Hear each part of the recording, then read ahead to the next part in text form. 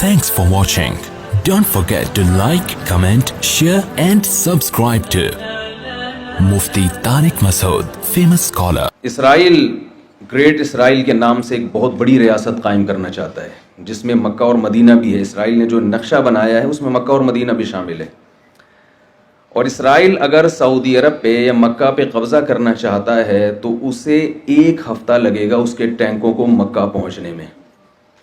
اور آپ کو معلوم ہے کہ عربوں میں اس کا مقابلہ کرنے کا دم، شکر ہے آپ لوگ بولے کچھ، عربوں میں اس کا مقابلہ کرنے کا دم نہیں، کسی چیز کا بھی دم نہیں ہے، اور ان کا مقابلہ تو دور کی بات. یہ پاکستان آرمی ہے جس کی وجہ سے اب تک سعودی عرب اور مکہ اسرائیل کے شر سے بچا ہوا ہے. اور اس وقت پاکستان آرمی کئی اسلامی ملکوں کی افواج کو ٹریننگ دے رہی ہے جس میں سعودی عرب سر فہرست ہے. تو یہ ہمارے ملک کے لیے ایک بہت فخر کی بات ہے کہ ہم حرمین کے محافظ ہیں. پاکستان آرمی اسلامی ملکوں میں اس وقت دوسرے نمبر پہ سب سے زیادہ پاورفل آرمی ہے ترکی کے بعد. افرادی قوت کے لحاظ سے ترکی سے بھی آگے ہے، لیکن اسلحے کے لحاظ سے ترکی سے دوسرے نمبر پر ہے. لیکن ایٹمی پاور ہونے کے لحاظ سے آپ کو معلوم ہے کہ کوئی دوسری اسلامی ریاست اس وقت ایٹم بم نہیں رکھتی. اور ایٹم بم کی ویلیو کا آپ اس سے اندازہ لگائیں کہ اگر آپ کے پاس کچھ بھی نہ ہو، صرف بم ہو، تو یہ بھی آپ کے دفاع کے لیے کافی ہے. کوئی آئے آپ پہ حملہ کرنے کے لیے اور کلاشنکوف اس کے ہاتھ میں ہو اور آپ کے پاس بم ہو اور وہ آپ کے قریب. ایٹم بم ایک ایسی چیز ہے کہ ساری دنیا کو پتہ ہے کہ جب کوئی مر رہا ہوتا ہے نا تو وہ کہتا ہے جب مرنا ہی ہے تو پھر مار کے مرو. آپ اگر ایک کمزور سی بلی پہ بھی حملہ کریں گے نا، اس کو بھاگنے کا راستہ نہیں چھوڑیں گے تو وہ بھی حملہ کرتی ہے. تو یہ ساری دنیا ایک اصول جانتی ہے کہ کوئی کمزور سے کمزور شخص بھی اگر آپ اس کے پاس اس کو زندہ رہنے کا آپشن ہی نہیں دیں گے تو پھر وہ یہ سوچے گا کہ جب میں نے مرنا ہی ہے تو مار کے کیوں نہ مروں میں. تو یہ جس ملک کے پاس ایٹم بم ہوتا ہے، جو ملک ایٹمی طاقت ہوتا ہے، اس ملک کے بارے میں ساری دنیا جانتی ہے کہ اس کو ختم نہیں کیا جا سکتا، اس کو کمزور کرنے کی کوشش کی جا سکتی ہے. اس کو جس دن اس کو ختم کرنے کی کوشش کی تو یہ مار کے مریں گے، تو یہ بموں سے کھیلنا شروع کر دیں گے. تو یہ ہمارے لیے بہت پازیٹیو چیز ہے. اور الحمدللہ پاکستان نے، ہم بہت سارے اپنے شعبوں کو دیکھتے ہیں اور مایوس رہتے ہیں کہ یار کوئی بھی ہمارا، تو آپ کو معلوم ہے کہ پاکستان میں کوئی بھی ایسا ادارہ نہیں ہے جو صحیح طرح سے کام کر رہا ہو. لیکن الحمدللہ ہم عسکری لحاظ سے اپنے پاؤں پہ کھڑے ہو چکے ہیں. پاکستان نے جو GF طیارہ بنایا ہے وہ پاکستان کی اپنی پروڈکٹ ہے. اور جو گن ہے ابھی جو اسرائیل کے پاس، میرے ذہن سے اس کا نام نکل، شارٹ گن شاید اس کو کہتے ہیں. وہ گن کیا کرتی ہے کہ جیسے آپ کا ہدف اگر گلی کے اس پار ہے، یعنی آپ کو اپنا دشمن نظر نہیں آ رہا، تو اس کی جو یعنی آپ اس یعنی 90 کے اینگل سے بھی اس پہ آپ نشانہ لے سکتے ہیں. یہ اسرائیل کے بعد پاکستان آرمی کے پاس، اور یہ خود بنائی ہے. یہ بنی کیسے، یہ ایک لمبی کہانی ہے کہ یہ پاکستان کے پاس ایسی ٹیکنالوجی آئی کہاں سے. یہ ساری اسمگلنگ ہو رہی ہے پڑوسی ملک سے. امریکہ آیا نا افغانستان میں تو وہ رہنے کے لیے آیا تھا، لیکن وہاں وہ بیچارہ، اس کی سمجھ میں نہیں آ رہا کہ میں کتنا عرصہ مزید گزاروں اور کب تک میں نے یہاں رہنا ہے اور کیا کرنا ہے. وہ ان کے روزانہ ان کی پالیسیاں چینج ہو رہی ہیں. کہ ابھی ڈونلڈ ٹرمپ کا بیان آیا کہ قطر مذاکرات کامیاب ہو ناکام ہو بھاڑ میں جائے قطر مذاکرات، ہم نے اپنی فوج یہاں سے نکال لی ہے. تو یہ عسکری لحاظ سے الحمدللہ ہم بہت پاورفل ہو چکے ہیں. اور اسلام سے ہمارا رشتہ کتنا گہرا ہے، یہ میرے پاس ٹائم بہت کم ہے تو میں اس لیے بہت ہی ان شارٹ آپ کو میں یعنی اپنا پیغام پہنچانے کی کوشش کر رہا ہوں. تو اب سوچئے کہ اس ملک کے لیے ہم کیا کر سکتے ہیں. میں 2 حدیثیں آپ کے سامنے پیش کروں گا. میرے پاس ایک ڈاکٹر کا سوال آیا تھا ایک دفعہ کہ اسلام میں میڈیکل سائنس کی کیا اہمیت ہے. رسول اللہ صلی اللہ علیہ وسلم کی کوئی حدیث جس میں آپ نے لوگوں کو ڈاکٹر بننے کی ترغیب دی ہو. میں نے کہا بھائی رسول اللہ صلی اللہ علیہ وسلم کی حدیث اور قرآن مجید کی آیت، من قتل نفسا بغیر نفس او فساد فی الارض فکأنما قتل الناس جميعا ومن احیاها فکأنما احیا الناس جميعا. قرآن مجید میں اللہ تعالیٰ کا ارشاد ہے کہ جس نے کسی انسانی جان کو ہلاک کیا تو ایسے جیسے ساری انسانیت کو ہلاک کیا، اور کسی ایک انسان کی جان بچائی تو ایسے جیسے ساری انسانیت کی جان بچائی اس نے. تو ایک ڈاکٹر اگر ڈاکٹر بن کے ہزاروں لوگوں کی جان بچاتا ہے تو کیا وہ اس آیت کا مصداق نہیں ہو سکتا؟ کیا وہ اس کی فضیلت میں داخل نہیں ہوگا؟ زرعی یونیورسٹیوں میں جو ہمارے طلبہ پڑھ رہے ہیں، رسول اللہ صلی اللہ علیہ وسلم نے ارشاد فرمایا، صحیح ہے، مسلم کی حدیث ہے، کہ جس نے ایک درخت لگایا اور اس کا انتقال ہو گیا، مر گیا وہ، تو جب تک چرند پرند اس درخت سے کھاتے رہیں گے، آپ صلی اللہ علیہ وسلم نے فرمایا قبر میں اس کو ثواب ملتا رہے گا. ایک درخت کا یہ ہے.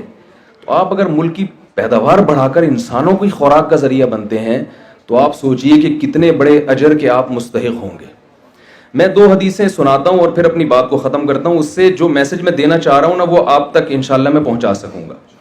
دیکھیے، ایک صحابی درخت لگا رہے ہیں، حضرت ابو ہریرہ رضی اللہ تعالی عنہ.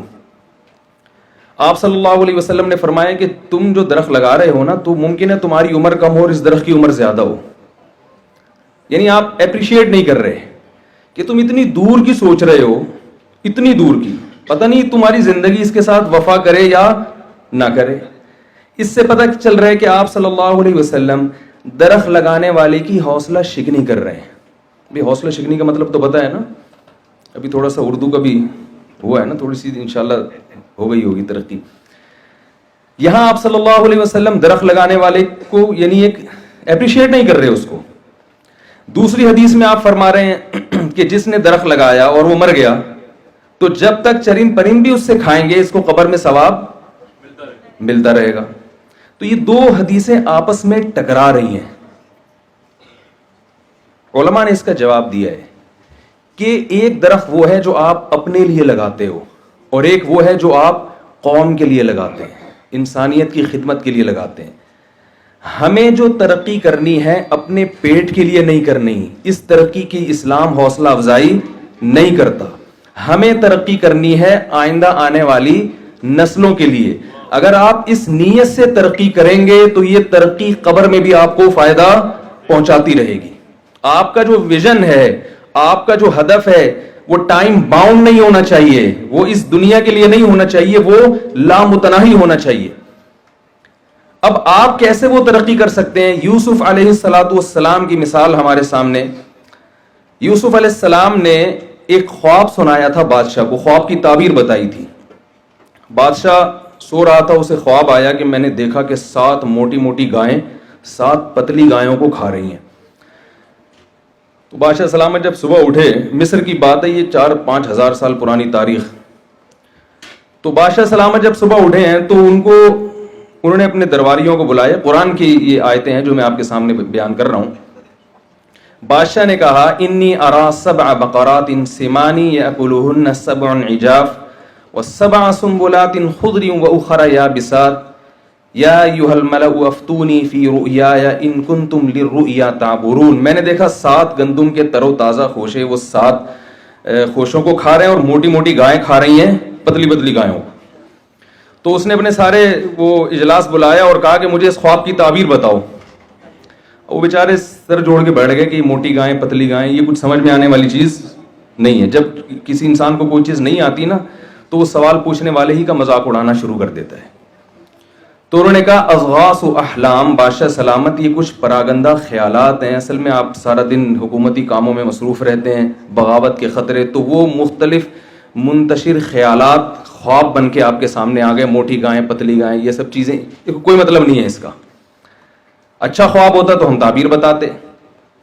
یوسف علیہ السلام کو بتایا گیا، یوسف علیہ السلام نے خواب کی تعبیر بتائی کہ عن قریب ملک میں قحط پڑنے والا ہے، 7 سال شدید قحط رہے گا اور وہ پورے ملک کی معیشت کی ایسی کی، شکر ہے آپ لوگ بولے، ایسی کی تیسی کر دے گا، بیڑا غرق ہونے والا ہے. لہذا ابھی سے اگلے 7 سالوں کے لیے گندم کو اسٹور کرنا شروع کر دیں. پوری دنیا میں قحط پڑے گا، پوری دنیا یہاں آئے گی لینے کے لیے، تو آپ نے اسٹاک کرنا ہے اپنے لیے بھی اور دنیا کے لیے بھی. اس کا فائدہ یہ ہوگا کہ آپ فروخت کریں گے تو آپ کی معیشت اور مضبوط ہوگی. بادشاہ نے بلایا، بڑا خوش ہوا بادشاہ کہ یار یہ تو ہمیں بڑی تباہی سے بچایا. تو بادشاہ نے کہا کہ آپ مانگیے، کیا مانگتے ہیں. یہ بہت اہم پوائنٹ ہے جو میں آپ سے ذکر کر رہا ہوں، بس یہ تھوڑی دیر آپ توجہ کے ساتھ سنیے.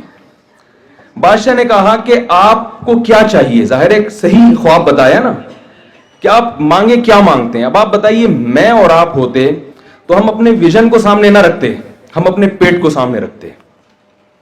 ہم کہتے بادشاہ سلامت, میں بہت بڑا بزرگ ہوں, میں نے آپ کو صحیح تعبیر بتا دی, کوئی بھی نہیں بتا رہا تھا, تو 20 بکرے آپ میرے لیے کاٹتے ہیں. ایسا ہی ہوتا نا, جو روحانی عامل ٹوپی ڈرامے بیٹھے ہیں یہی کرتے ہیں نا, اتنے بکرے کٹوا دیے, اتنے مرغے کٹوا دیے. یا ہم یہ کہتے ہیں کہ بحریہ ٹاؤن میں ایک پلاٹ دلواتے ہیں آپ, یہ ایک پورا بحریہ ٹاؤن ہی بنوا دیں میرے لیے الگ سے. جب بادشاہ ہے تو پھر ایک پلاٹ سے کیا ہوتا ہے. یہ ہے ہماری سوچ جو جس کی وجہ سے ہمارا ملک تباہی کی طرف جا رہا ہے.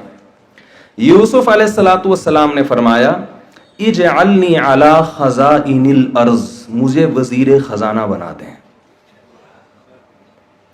بہت مشکل ہے سمجھانا. رضا بھائی پولیس تو نہیں بلوانی پڑے گی نا سمجھانے کے لیے. کیا فرمایا, مجھے وزیر خزانہ.